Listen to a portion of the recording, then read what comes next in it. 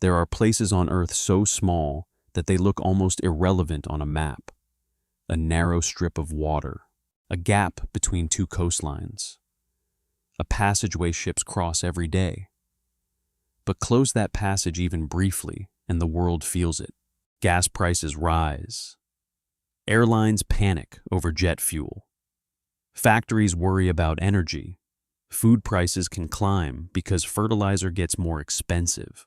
That place is the Strait of Hormuz.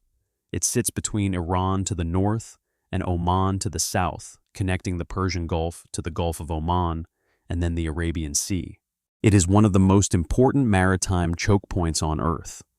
In 2024, around 20 million barrels per day of oil flowed through it, roughly 20% of global petroleum liquids consumption.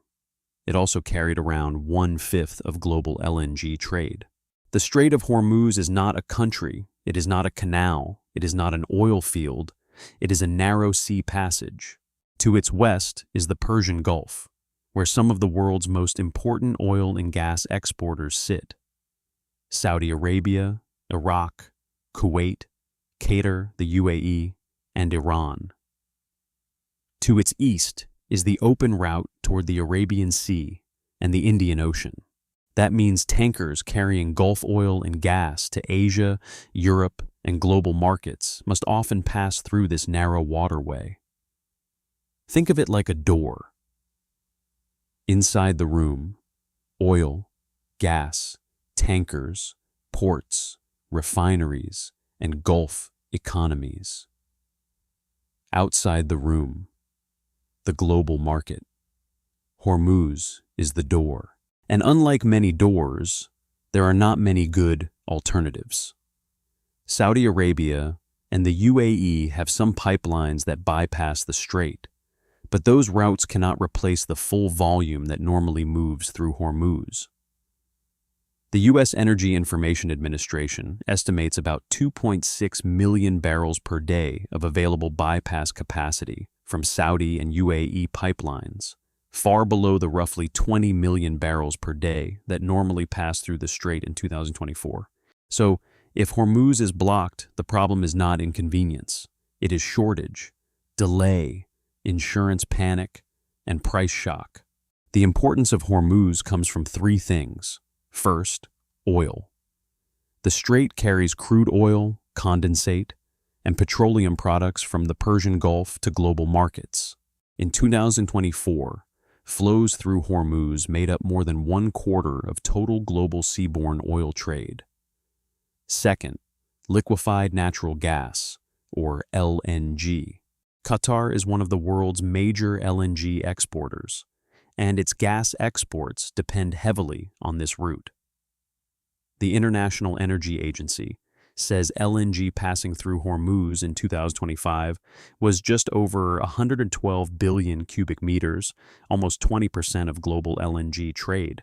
For Qatar and the UAE, there are essentially no equivalent alternative export routes for LNG at short notice.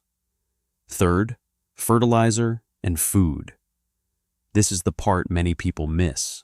Energy is not just about cars. Natural gas is used to make fertilizer. Fertilizer affects food production. Shipping disruptions also raise transport and insurance costs. UN Trade and Development has warned that disruptions in Hormuz can ripple into energy markets, maritime transport, supply chains, fertilizer, and food costs, especially hurting vulnerable economies. So, Hormuz is not merely about oil companies.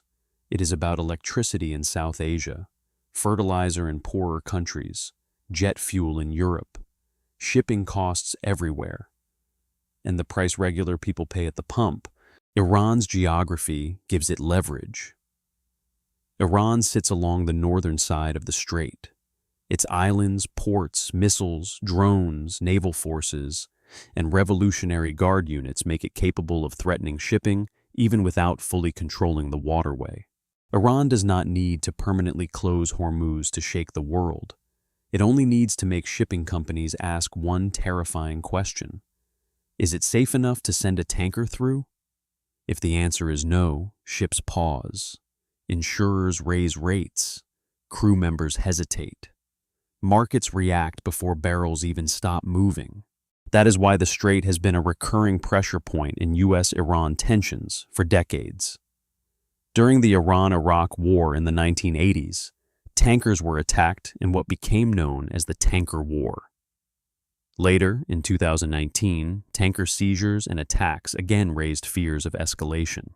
The logic is always the same. The United States has overwhelming military power. Iran has geography. And geography is sometimes enough to frighten markets. Now to the current crisis. Before the 2026 escalation, the U.S. and Iran had already crossed a dangerous threshold in June 2025.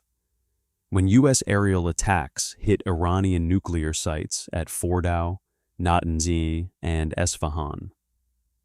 The International Atomic Energy Agency confirmed those sites were struck and later said there was no reported increase in off-site radiation levels, while warning that nuclear facilities should not become battlefields. Then, in February 2026, the conflict expanded dramatically.